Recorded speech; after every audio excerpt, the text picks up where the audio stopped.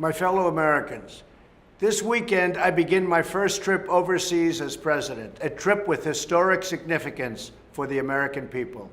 I will be visiting with the leaders in many different countries to strengthen our old friendships, build new partnerships, and unite the civilized world in a fight against terrorism.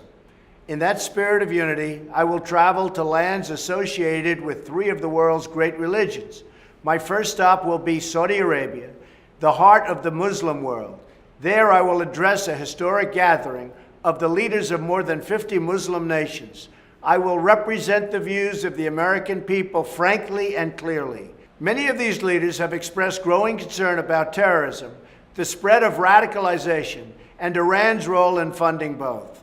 Now it appears Muslim leaders are ready to take more responsibility and a much bigger role in fighting terrorism in their region. It's about time we do it. We'll do it together, but it has to be done.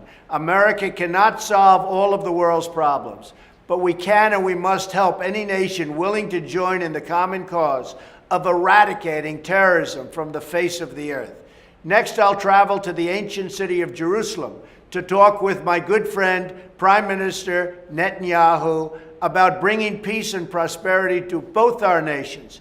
Israel is an important American ally, but in recent years, we haven't always treated them that way. It's time to renew our friendship.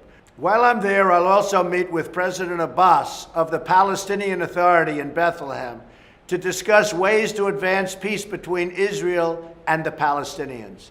From there, I'll head to the Vatican, where I will have the great honor of an audience with Pope Francis. I look forward to speaking with the Pope about how Christian teachings can help put the world on a path to justice, freedom, and peace. I will also meet with friends and allies in Europe at a gathering of NATO in Brussels and at the G7 summit in Italy. Finally, I will close my trip by saying thank you to some of the courageous men and women of the United States military serving their nation overseas. In my inaugural address, I pledged to strengthen America's oldest friendships, to seek new partners in pursuit of peace, and above all, to always put American people first.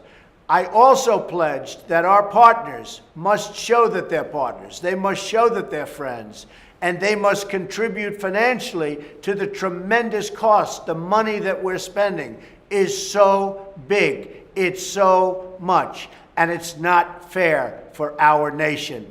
They have to help, and I'm sure they will. The fact is, I'm very excited about new possibilities for peace and prosperity, and I hope you are too. Thank you, God bless you, and God bless America.